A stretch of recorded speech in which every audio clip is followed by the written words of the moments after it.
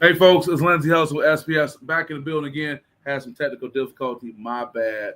Was on mute. I had this problem a couple weeks ago, and it was brought to my attention. Hey, I appreciate it. Thank you for that. But I'm still here to rock with you. Maybe you're on holiday break anyway, so it doesn't matter. So, what are we talking about? Cultural contributors versus culture vultures. That's what I was rocking with the last 8 minutes. And as you know, I was with the uh, North Farmington holiday extravaganza these last 3 days. It was a great time, great sporting event. 3 days of basketball, 20 games in 3 days, and it was a great time. And I was right up in the mix of it. So right there, obviously, I was able to look and learn as far as what was going on. And got Michelle saying good morning. Thank you, Michelle. Sorry for any delay, but appreciate you rocking with me. And we're talking about vultures versus a cultural contributor. And according to the Urban Dictionary, a culture vulture is someone who steals traits, language, indoor fashion from another ethnic or social group in order to create their own identity. This could be a number of things. This could be a person being a part of a team. Michelle, you understand you're a coach. You guys have a culture amongst your team. And someone comes in and all they want to do is be able to benefit from being a part of the team. Hey, I'm on the track team. I'm on the basketball team. I'm on the football team. But they're not contributing to what's going on. They're a culture vulture, meaning that they are often seen as someone who consumes without contributing. They take away from the culture or community without giving back or adding value. That happens in a numbers of ways. On the sports scenes, you have people who I feel come and they don't have an authentic connection to what's going on. It's all about what they can take and what they can do. And speaking of authenticity, a culture vulture lacks authenticity. Their engagement may be performative, focused on aesthetic or trends rather than a genuine appreciation or participation in what's going on genuinely. Some people say, well, that's my job. I'm here to get a check. That's good. Get your money, do what you got to do. However, these jobs sustain us in one way or another. They don't have to be our identity or who we are, but they sustain us to get to the next level. So if you're a culture vulture and constantly taking from the culture what's going on, it's going to serve you in a negative way. Also, they may adopt elements of a culture superficially or inappropriately for personal benefit, recognition, or profit without understanding or respecting its deeper significance. Some people see an opportunity, and it's a capitalistic society, they swoop in on it. But they don't have an actual respect for what's going on, and they take from it and get certain elements that they use that to their benefit. Also, uh,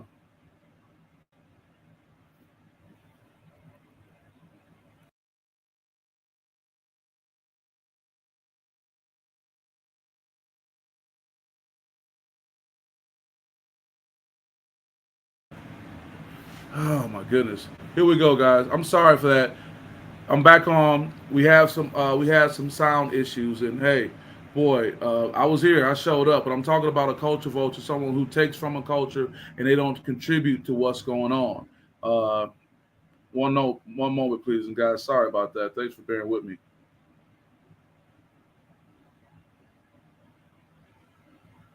Oh boy, that's what I get for going to bed at 3 o'clock in the morning, right? But I'm here.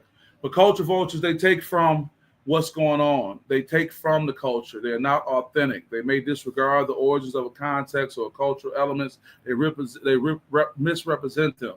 They commodify them. Also, I'll go back to what I stated. They may adopt elements of a culture superficially or inappropriately. They do it for personal benefit or for profit without understanding or respecting its deeper significance. Also, they lack authenticity. Their engagement may be performative, focused on aesthetics or trends rather than the genuine appreciation or participation. People just want to be down. They don't want to be able to give back to what's going on. Also, they appropriate rather than appreciate. They may disregard the origins of the context of a cultural element and they misrepresent them. They just see something that they want to be involved in, but they don't have a deep understanding and care and appreciation for it. Also, getting to a cultural contributor. There's someone who engages respectfully. They actively participate in and respect the traditions and values of a context of a culture. They want to say, oh, let me find out more. They want to add value to what's going on. They bring new ideas, perspective, or efforts that help or sustain to enrich the culture. They're really big on that. They say, hey, what can I do to add to it? Shout out to Time Negoshin, the Goshen family at North Farmington, being able to add to the culture. Shout out to my guy Horatio Williams, being able to add to the culture. People like Desmond Ferguson, they add to the culture. But beyond the basketball culture, we talk about just culture in general, at your job, in a relationship, people trying to move forward. They also acknowledge the origins. They honor the roots of the culture and credit people or communities that shaped it. Many times you hear someone say, hey, man, somebody was trying trying to get into it. So I went and talked to this person, and they gave me some more feedback. They gave me some more insight what's going on.